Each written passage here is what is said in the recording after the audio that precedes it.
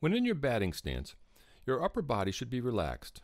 Your head should be facing the pitcher as your front shoulder is tucked. Find a comfortable position to place the bat over your back shoulder. Keep your arms and hands loose, and your shoulders should be level. Find a position for your legs and feet that's most comfortable for you.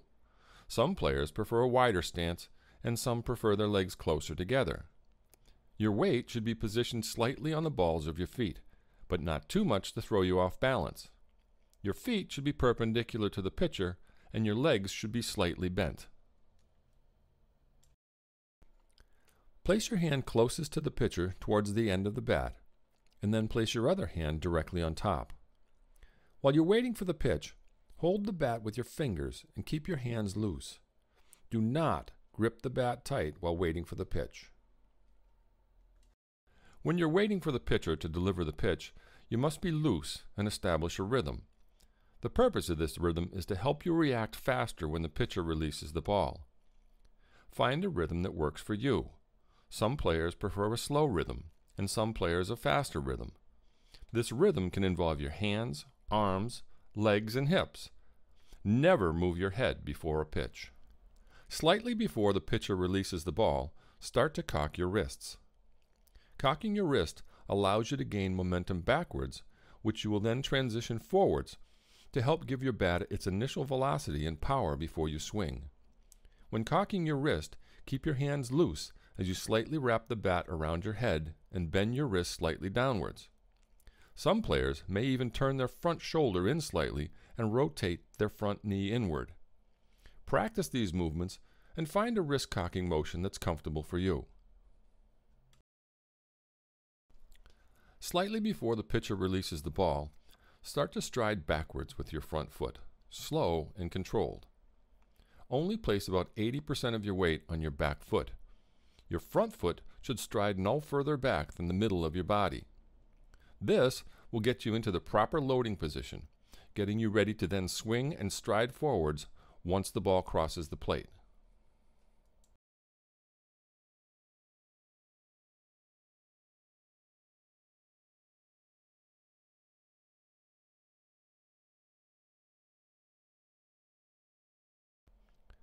After your front foot has landed lightly, start to bring your hands forwards, leading with the knob end of the bat. Your hands should be well inside the ball and close to your body. Be sure not to drop the bat head, but bring the knob end of the bat to the ball in a downwards chopping motion before leveling out your swing. This will ensure that your hands get to the ball as quickly as possible. When you're about to make contact with the ball, start to rotate on your back foot, causing your back knee to face inwards towards the pitcher. Your back foot should remain planted as if it's nailed down. While driving your back knee, your front leg should be extended straight, as your body is behind the ball, sitting back on the pitch as you make contact. Use this back leg driving momentum to power the ball.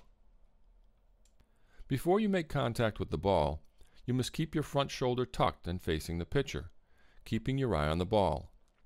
Only after you make contact can you then open up your hips, causing you to be then looking over your other shoulder.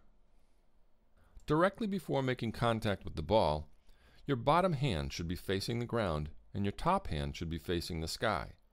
The bat should be as flat as possible. Drive your hands forwards and through the ball, and then begin to break your wrists as you continue to follow through. As you're making contact with the ball, continually keep your eye on it. Your head should be facing downwards as you're attempting to watch the bat make contact with the ball.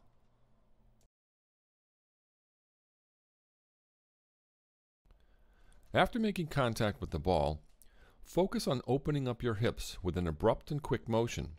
This will give you extra power.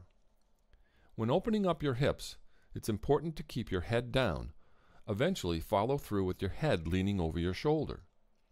It's important to note that you do not want to open your hips up too early. This will cause you to hit the ball incorrectly. After making contact with the ball, continue to follow through with the bat, finishing high with the bat over your shoulders. Be sure to keep your head down as you continue your follow-through, eventually letting go of the bat with your top hand.